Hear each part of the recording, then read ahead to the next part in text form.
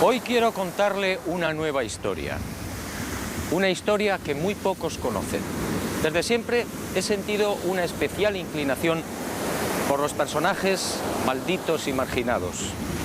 Personajes odiados, amados y discutidos. Colón es uno de ellos. El almirante se enfrentó a todo y a todos, pero muy pocos saben de su gran secreto. Sígame y se lo contaré.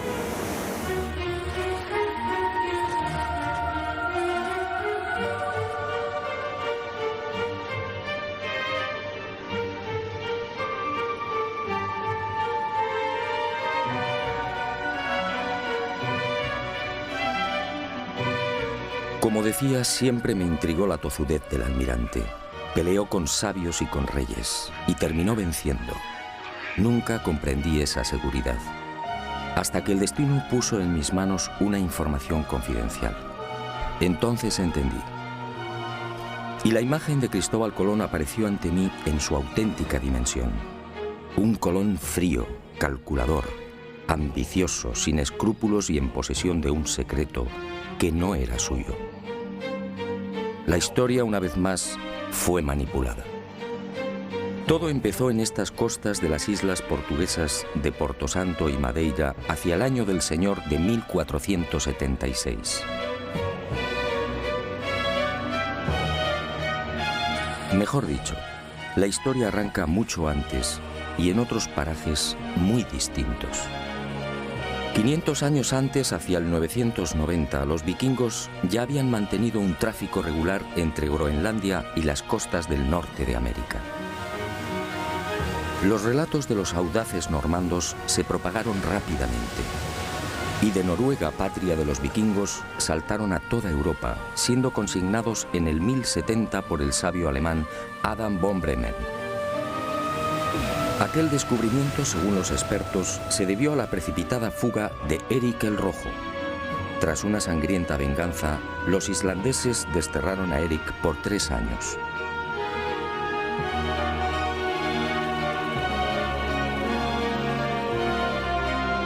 Y el Rojo se embarcó rumbo al oeste con su familia y un puñado de seguidores.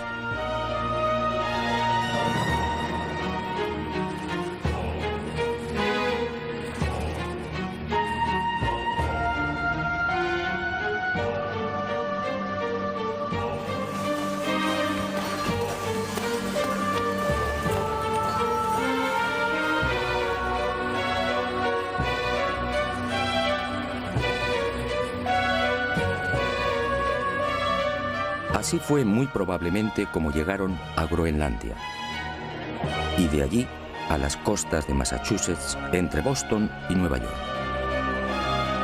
En 1311 otro audaz pueblo, el Mandinga, ubicado en las costas del África Occidental, se aventuró igualmente en el océano.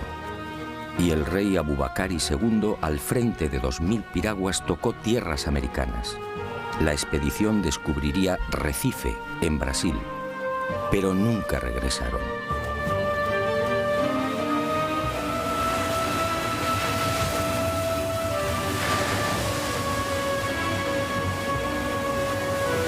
Mucho antes que vikingos y mandingas, otros pueblos supieron también de la existencia de América.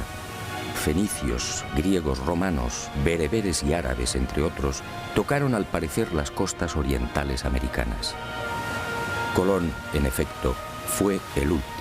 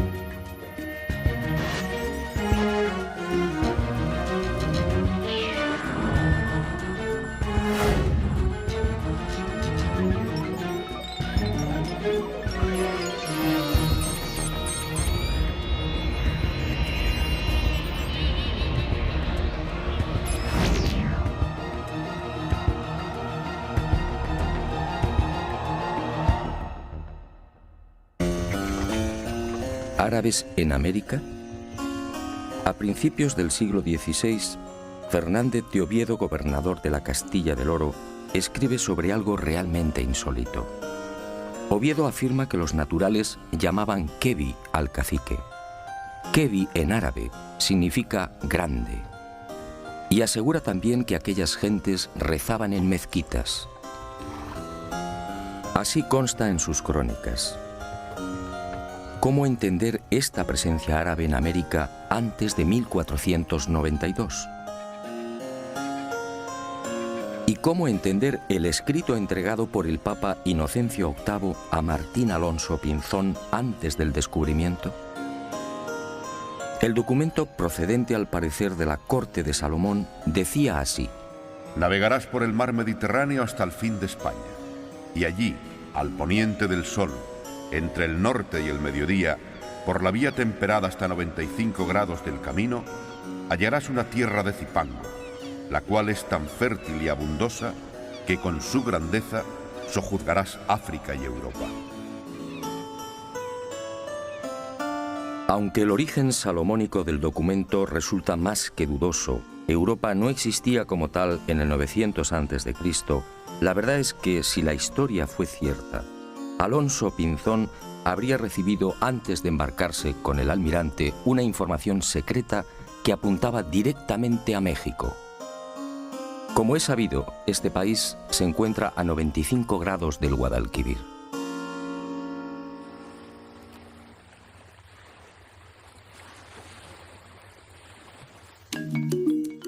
Pero más intrigante aún es la existencia de maíz en tierras del sur de España antes de 1492. Todo el mundo sabe que esta planta es oriunda de América. ¿Cómo explicar entonces lo escrito por Alonso de Palencia con motivo de los ataques de Enrique IV a la ciudad de Granada en 1456? Según Palencia, el rey preparó la conquista de la ciudad morisca, quemándoles en verano las mieses y en otoño las cosechas de mijo y maíz.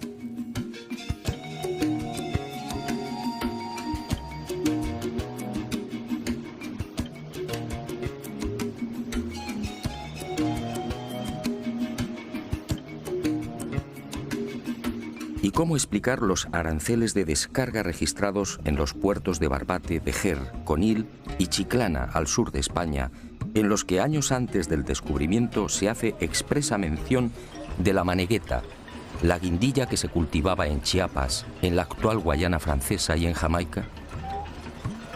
Unos comprometedores aranceles de descarga, en los que también se pasa lista a otras mercancías típicamente americanas. Aranceles, insisto, redactados antes de 1492. ¿Quién transportaba esa mercadería?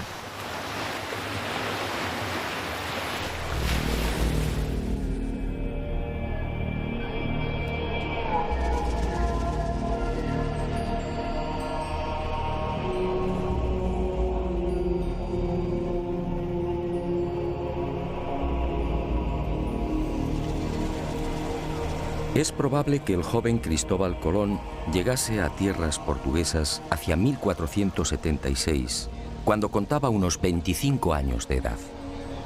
Procedía de una familia humilde. No poseía otra ilustración que las primeras letras. Fue a raíz de su estancia en Portugal cuando empezó a leer y a cultivarse.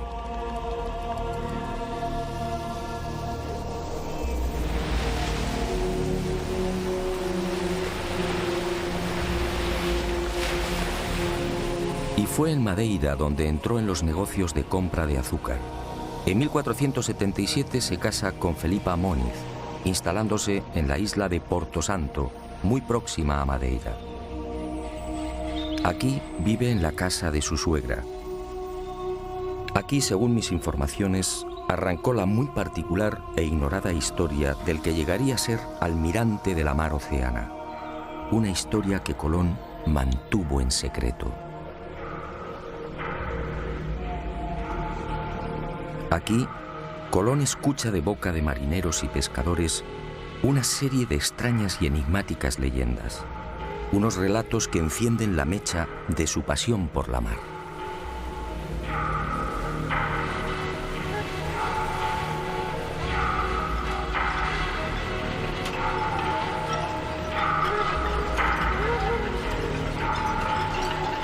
Las gentes de las Azores le contaron cómo los vientos de poniente arrojaban con frecuencia a las playas restos de árboles desconocidos en aquellas islas. En una ocasión, la mar depositó en la isla de las Flores los cadáveres de 2 hombres de caras muy anchas y aspecto distinto al de los europeos y africanos. En esas fechas, hacia 1477, en un viaje de negocios a la ciudad irlandesa de Galway, el propio Colón fue testigo de la presencia de un hombre y una mujer que habían llegado por mar y que en nada se parecían a los europeos. El genovés los tomó por chinos o hindúes, arribados a Irlanda por el occidente.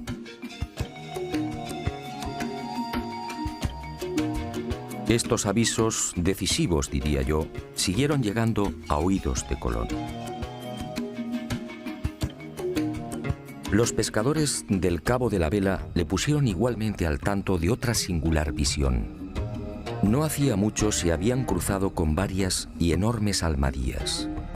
Todas disponían de casas de madera y eran gobernadas por gentes extrañas. Pedro Correa, su cuñado, multiplicaría el entusiasmo de Colón por el misterioso occidente con otra noticia de parecido corte. Él mismo había sido testigo de la aparición en las playas de Porto Santo de otro madero labrado y de unas cañas tan gruesas que, de nudo a nudo, podían contener 9 garrafas de vino. Unas cañas nunca vistas en Europa y África.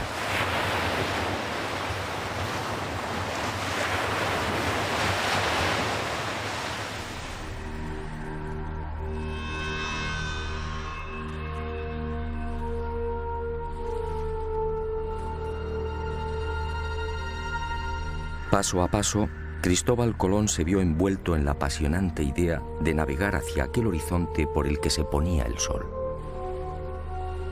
Y fue este creciente entusiasmo lo que muy probablemente decidió a su suegra a entregarle las cartas y escritos de Bartolomeo Perestrello, su marido ya fallecido.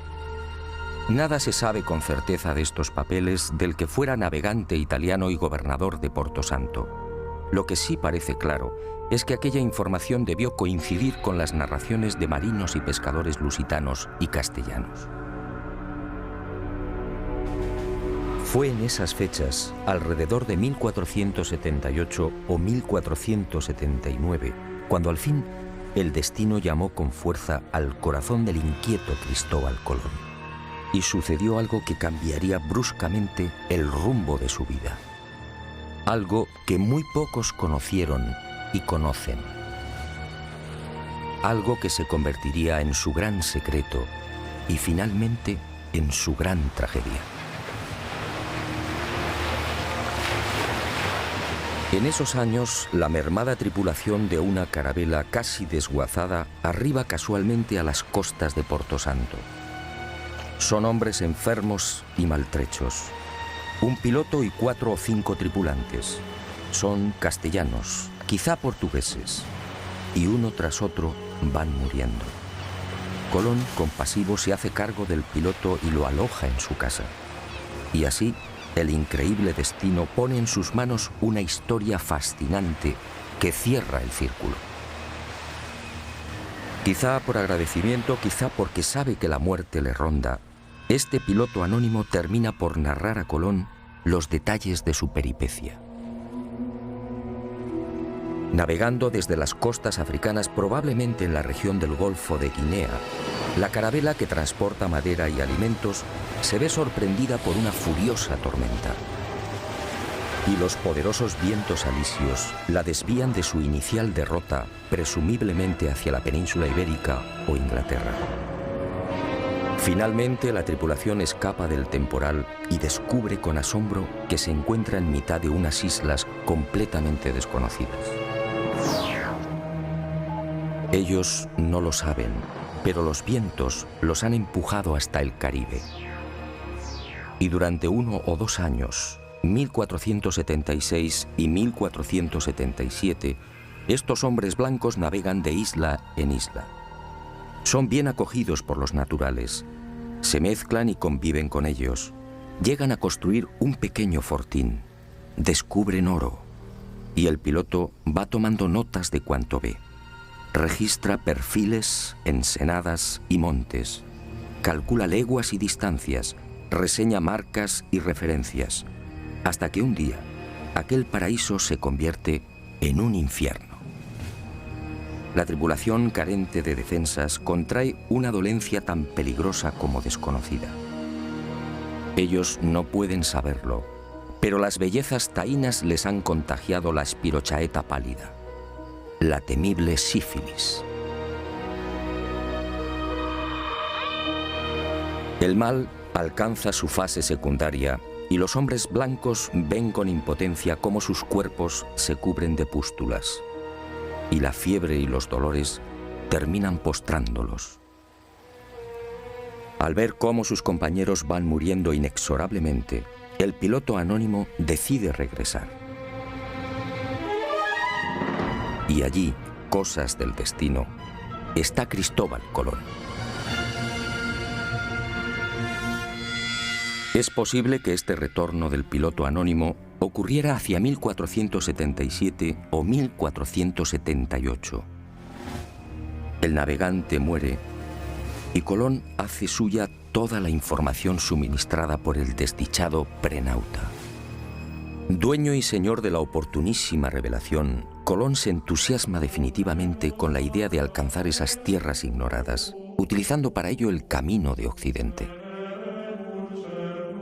Esta asombrosa y secreta historia, guardada celosamente por el almirante, me fue facilitada hace ya 25 años por el entonces prior de los franciscanos de la Rábida, Francisco de Asís Oterino. Y fue él quien me aconsejó que consultase con los más destacados americanistas del momento. Un suceso que, según los cronistas de la época, terminaría filtrándose y propagándose. Y en 1535 apareció por primera vez en letra impresa. Todo cuanto me reveló el prior de los franciscanos se vio ratificado con creces. Uno de los expertos que profundizó con mayor ahínco y rigor en el secreto de Colón fue el catedrático español Juan Manzano y Manzano. Él, en definitiva, me lanzó al ojo del huracán de este decisivo suceso. Por más que indagué, no fue posible averiguar la identidad o la nacionalidad de este piloto anónimo. Los cronistas de aquel tiempo hablan de un portugués o castellano, quizá vizcaíno. Antonio de Fuentes y Guzmán arriesga un nombre, Alonso Sánchez de Huelva, que dice fue el piloto que dio los papeles a Colón.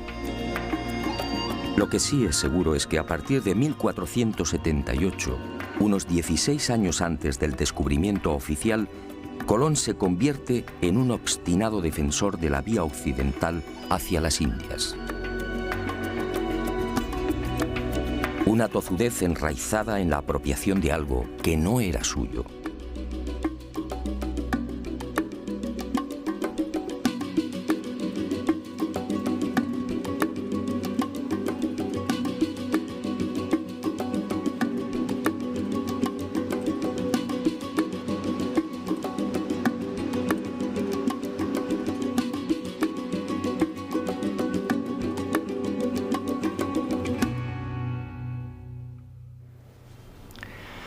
A partir de esa información privilegiada, Colón se convierte en otro hombre. Ya no son sospechas, ahora lo sabe. Navegando por el mar tenebroso siempre hacia el oeste, encontrará nuevas y ricas tierras. Pero, ¿qué tierras eran esas? Y Colón emprendió una febril búsqueda, consultando los textos clásicos y los escritos de sus contemporáneos. Se sumergió impaciente en el Imago Mundi y en las páginas de la Historia Rerum. Estudió la Biblia, el Libro de los Reyes, la glosa ordinaria de Nicolás de Lira, Aristóteles, Isidoro, Marco Polo y un largo etcétera. Y en los márgenes de estos libros fue anotando reflexiones, dudas y certezas. Fueron tiempos difíciles y angustiosos. Hasta que un día el caprichoso pero sabio destino puso en sus manos una carta geográfica y unos documentos.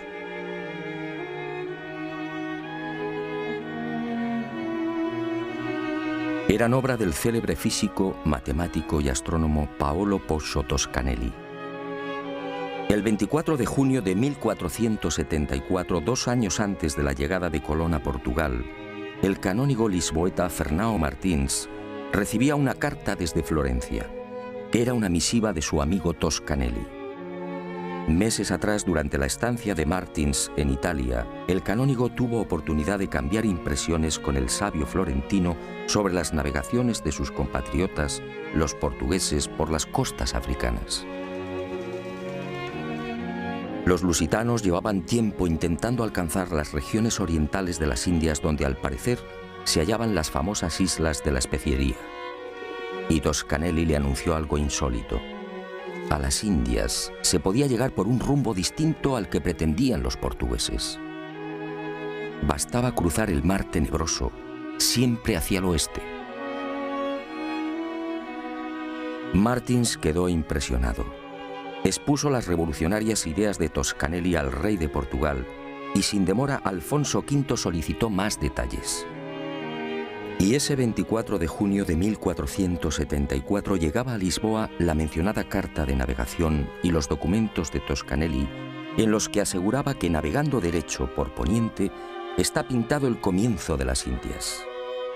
Unos reinos opulentos llamados Catai y Mangui, señoreados por un poderosísimo monarca llamado Gran Khan.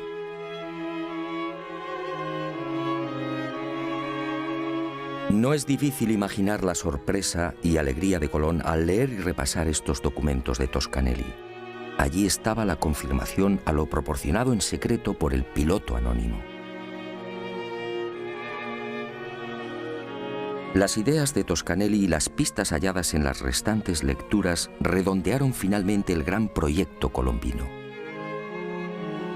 Al otro lado del mar tenebroso se encontraban las Indias. Solo había que navegar hacia el oeste, siempre hacia el oeste. Colón, en definitiva, fue víctima del mismo error de Toscanelli.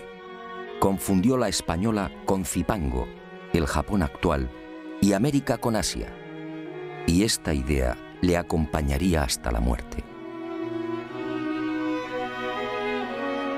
Confirmadas las noticias del prenauta, nuestro hombre eufórico volvió a repasar una y otra vez las claves secretas de su gran sueño.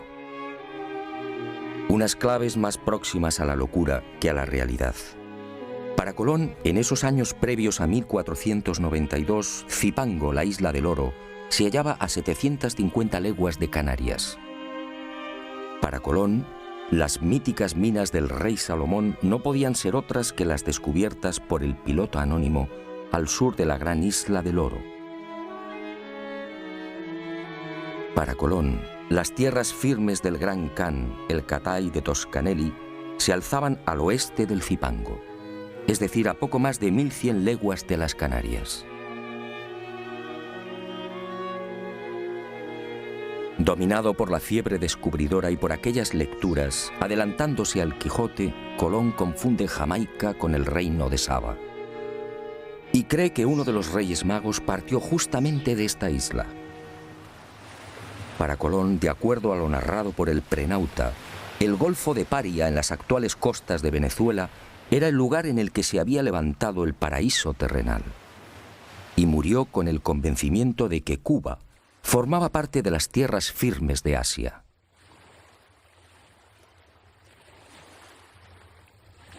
Y con el ambicioso proyecto descubridor perfectamente armado, Colón pasó a la acción. Sus primeros movimientos prudentemente lo llevaron hasta la región de Guinea. Pudo ser en 1482 o 1483.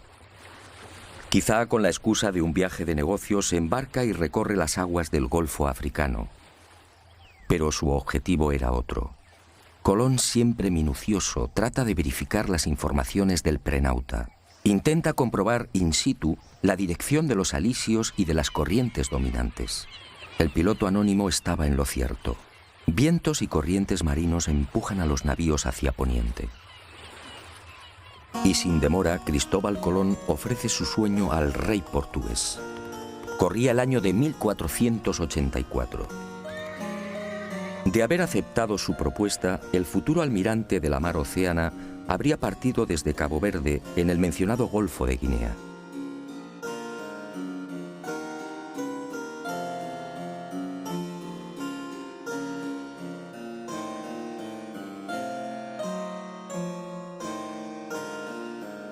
pero Juan II lo despacha con cajas destempladas.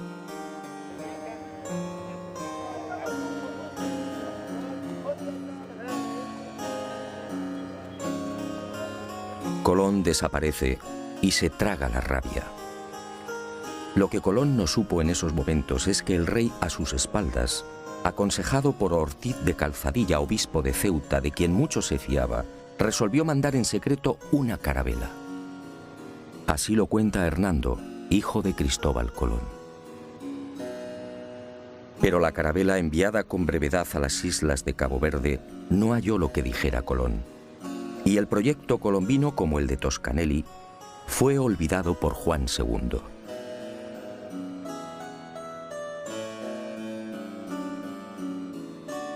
Y el destino siguió tejiendo y destejiendo. Colón supo de la turbia maniobra del rey portugués, y a esta decepción se sumó la muerte de su mujer y la pésima marcha de los negocios. Colón entonces tomó la decisión de abandonar Portugal. Corría la primavera de 1485 y decidió probar fortuna en la corte de la vecina Castilla. Pero antes, apremiado por la escasa bolsa, viajó a Huelva, encomendando a su joven hijo, Diego, a los cuidados de Violante Moniz, su cuñada. Y el destino atento le obligó a pasar por el monasterio franciscano de la Rábida. Allí, Colón recibiría una bocanada de oxígeno. Uno de los frailes, Antonio de Marchena, se entusiasmó con la idea. Y Colón, nuevamente eufórico, fue al encuentro de Isabel y Fernando, los reyes católicos. Nueva decepción. Nadie le cree. La llamada Junta de Salamanca rechaza el proyecto. El testimonio del doctor Rodrigo Maldonado de Talavera, miembro de esta junta de sabios y expertos, resume el sentir general. Este testigo, con el prior de Prado y con otros sabios y letrados y marineros, platicaron con el dicho almirante sobre su ida a las dichas islas, y todos ellos concordaban que era imposible ser verdad lo que el dicho almirante decía.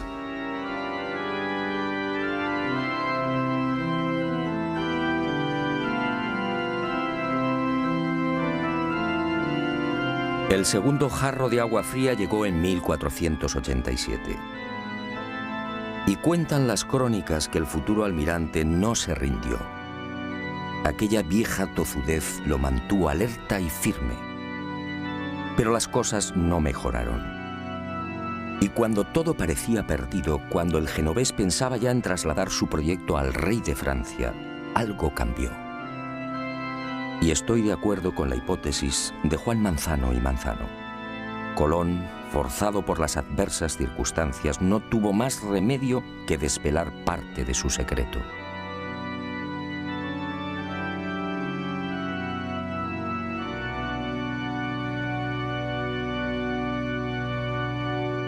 Y en abril de 1492, finalmente, Cristóbal Colón triunfa.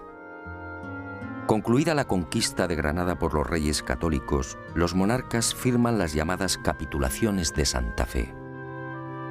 Un documento insólito, una aprobación del proyecto colombino con un encabezamiento muy elocuente. Las cosas suplicadas que vuesas altezas dan e otorgan a don Cristóbal de Colón en alguna satisfacción de lo que ha descubierto en las mares oceanas,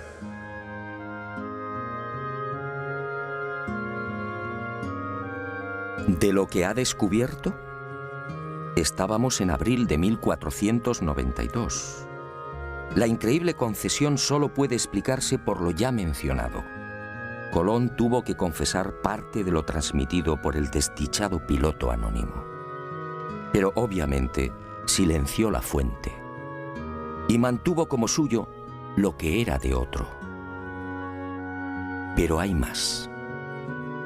En esos sospechosos documentos previos al gran viaje descubridor, los reyes católicos, al entrar en detalles, cometen 3 indiscreciones que confirman cuanto sostengo. Conceden a Colón los títulos de virrey y almirante y le otorgan 1/10 de cuanto se consiga en esas tierras incógnitas. En buena ley todo esto debería de haber llegado después. y al proceder a la requisa de las necesarias naves, ordenan lo siguiente: para ir a ciertas partes de la mar Océana. Evidentemente, los reyes católicos tenían una información privilegiada. El tercer desliz es mucho más elocuente. Al designar a Diego Rodríguez Prieto como el hombre que debía facilitar las carabelas, la ordenanza real fija su sueldo en 4 meses. Y me pregunto, ¿cómo sabían los reyes católicos la duración del viaje en aquel abril de 1492? Resulta muy sospechoso que solo se equivocaran en 2 semanas. Y llegó el gran viaje. Y con él, y con las siguientes singladuras, Cristóbal Colón terminaría descubriendo sus cartas. Unas cartas marcadas.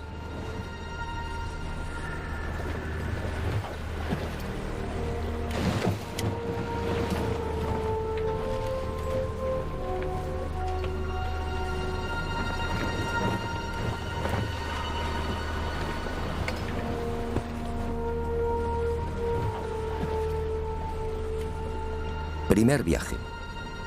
Fiel a lo consignado por el prenauta, Colón, en lugar de navegar directamente hacia Occidente, siguiendo los paralelos de España, alarga la ruta y pone proa al sur. Desciende hasta Hierro, en las Canarias, situándose entre los paralelos 27 y 28. Modifica las velas de la Pinta, cambia el aparejo latino por el redondo, más útil para beneficiarse de los vientos de popa. Y fiel a esas instrucciones del prenauta, antes de partir de las Canarias, avisa a los capitanes de las otras naves sobre el peligro de un rosario de islas y roqueos ubicados a 700 leguas de Hierro. No es difícil imaginar las caras de los pinzones ante semejante advertencia. Pero el secreto del piloto anónimo no se vio libre de algunos graves errores. El informante de Colón se equivocó al situar la gran isla del Oro. El almirante, al seguir el paralelo 27, dejó esa isla, Zipango, mucho más al sur. Por eso, en este primer viaje, no encuentra el peligroso laberinto de Arrecife, lo que Colón llamaba la entrada a las Indias. Y el 9 de octubre de 1492, la marinería se revela por segunda vez. Y tiene razón. Los hombres se sienten engañados. La cuenta real del almirante en esa fecha suma 1000 leguas. Él había prometido arribar a los arrecifes mucho antes. Y aseguró igualmente que Zipango se hallaba a 750 leguas del punto de partida. La situación en la Santa María, la nave capitana, se hace tan violenta que Colón reúne a los hermanos Pinzón y se ve obligado por segunda vez a desvelar parte de su secreto.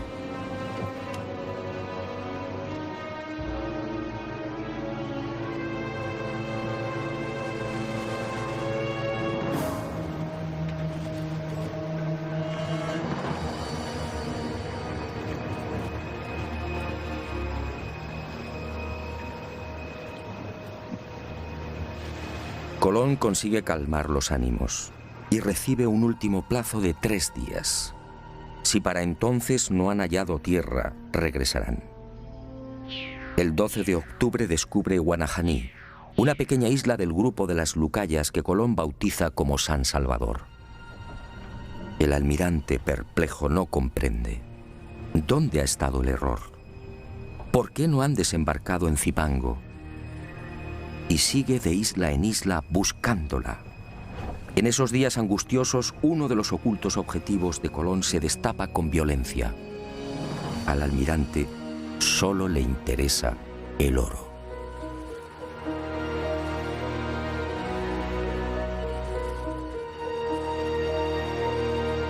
Colón deja atrás la costa norte de Cuba y, siguiendo las orientaciones de los indios, navega hacia el este, obsesionado por las minas de oro de Zipango.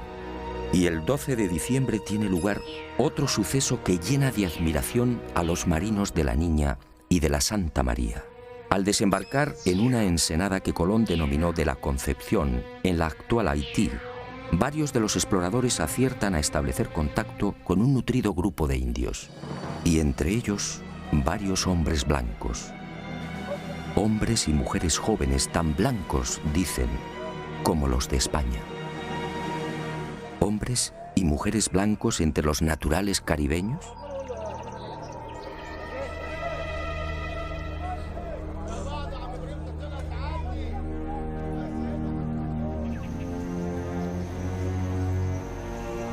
Los conquistadores quedaron asombrados, sí, pero no Colón. Él sabía por el piloto anónimo que la tripulación de aquella carabela había permanecido 1 o 2 años con los indios de la región. Y sabía igualmente que los predescubridores se mezclaron con las indias. Esta, sencillamente, era la explicación de la insólita presencia de hombres y mujeres blancos.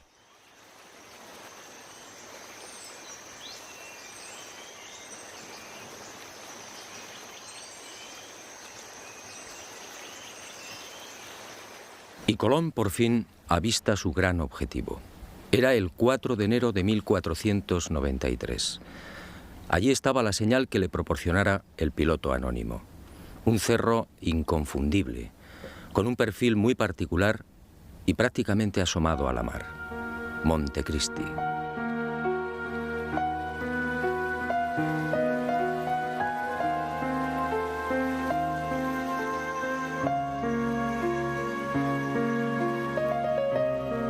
Y sin desembarcar, el almirante anuncia que allí está su ansiado Zipango. Allí, a escasas 20 leguas de la costa, se encuentran las ricas minas de oro. Y la marinería, perpleja, se rinde ante las supuestas dotes proféticas del almirante. ¿Dotes proféticas? Por supuesto que no. Y en marzo de 1494, en el segundo viaje, al descender a tierra y explorar el valle del Cibao, Colón vuelve a cubrirse de gloria ante sus atónitos hombres.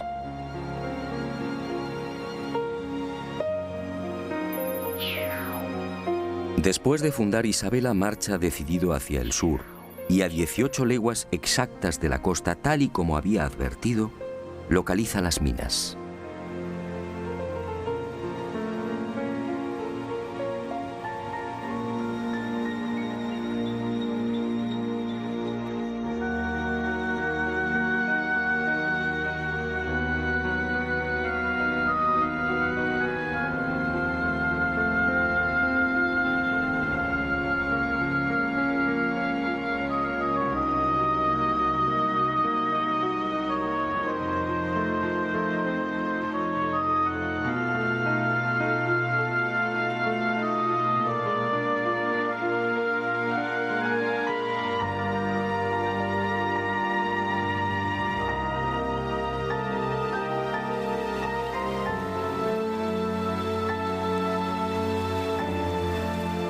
Y tal y como le anunciara el prenauta, aquí mismo, los expedicionarios encuentran un nido de paja con 3 balas de lombarda. Otra de las señales clave. La viva y aplastante demostración del paso del piloto anónimo por la Española. Por supuesto, nadie se explica cómo han llegado las balas de piedra hasta el corazón del Zipango. Y Colón, satisfecho, guarda silencio.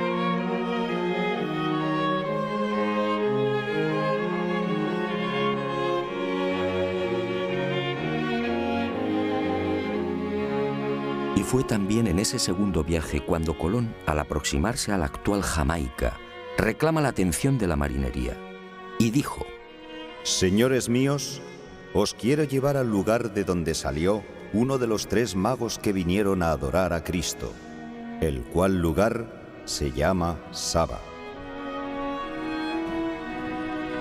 Y cuando los españoles desembarcaron y preguntaron a los nativos, estos replicaron que la isla se llamaba Sobo. Entonces, el almirante explicó que Saba y Sobo eran la misma palabra, pero que los indios no la pronunciaban bien.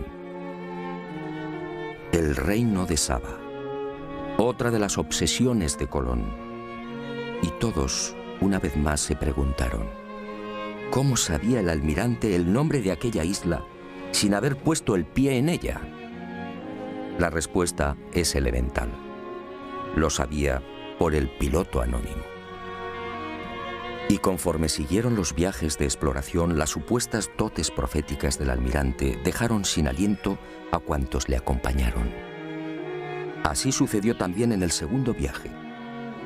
Durante esa larga travesía, Colón se sacó una molesta espina.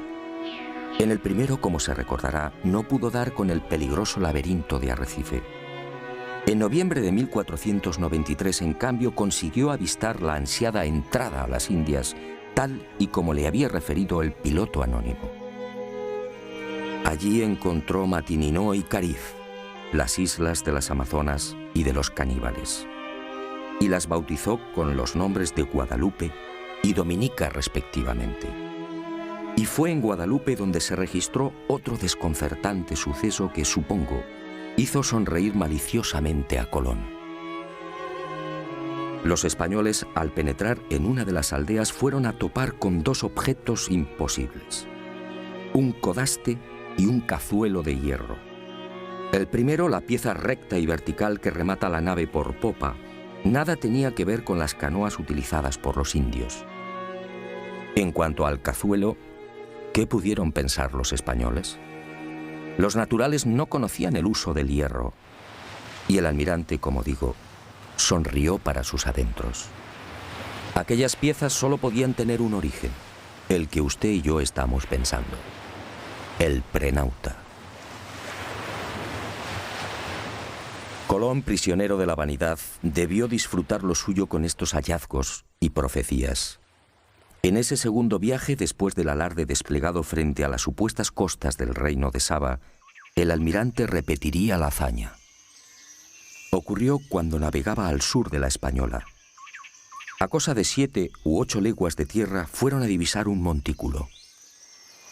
Y Colón, con una seguridad que desarmó a su gente, afirmó que aquel era el lugar llamado Ofir, los montes todos de oro, las célebres minas del rey Salomón.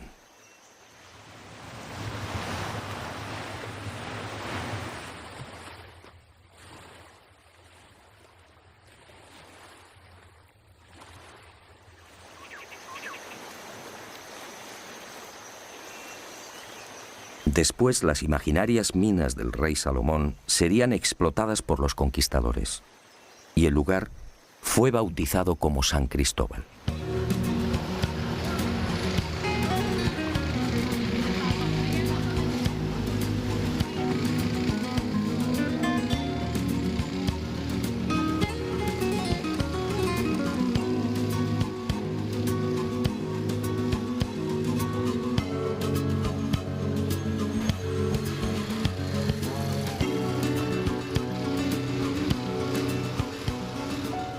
Pero la locura del almirante no se detuvo ahí. El piloto anónimo le había informado también de un increíble lugar en el que los ríos procedentes de una montaña desembocaban en un enorme lago, produciendo un gran estrépito al chocar con la mar. En el tercer viaje a las Indias, en 1498, Colón busca ese territorio situado a cosa de 50 o 70 leguas al sur de Zipango, según el Prenauta. Y lo encuentra. Es el Golfo de Paria, al norte de la actual Venezuela. Descubre el lago, los ríos y queda maravillado al escuchar el fortísimo ruido provocado por la reunión de las aguas dulces y saladas. Y la imaginación, basada en las lecturas del Imago Mundi, le lleva a identificar aquel lugar con el paraíso terrenal. De hecho, lo bautiza con el nombre de los jardines, en recuerdo del jardín del Edén, y murió creyendo que había pisado la sagrada patria de Adán y Eva. Colón, en efecto, disponía de una información secreta y privilegiada, y la utilizó sin escrúpulos incluso para programar los viajes de vuelta a España. El primero sirve de claro ejemplo de lo que afirmo. Aquel 16 de enero de 1493, cuando toma la decisión de retornar, pone rumbo nordeste, cuarta al este. Busca el paralelo 38 frente a las costas de Virginia y desde allí, sorteando los alisios, se dirige al este. Los fuertes vientos del oeste y la corriente del Golfo lo desplazan hacia Europa. Y Colón termina desembarcando en Lisboa. ¿Cómo pudo saber que debía navegar hacia el norte? ¿Por qué evita el rumbo que había mantenido con tanta tozudez a su salida de Hierro? Colón no conocía la zona. Nada sabía de la corriente del Golfo y, sin embargo, acertó.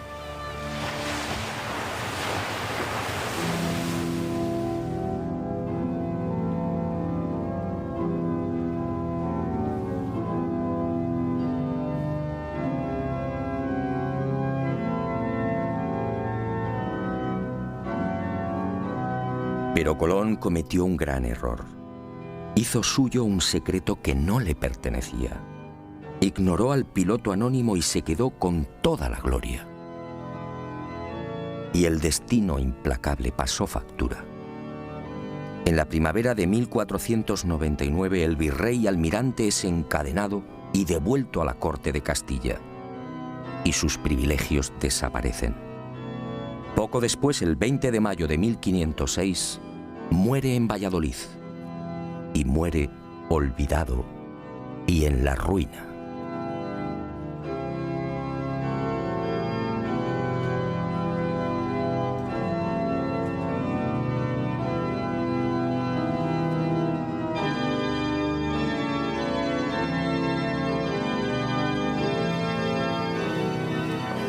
Ni siquiera sus restos descansan en paz.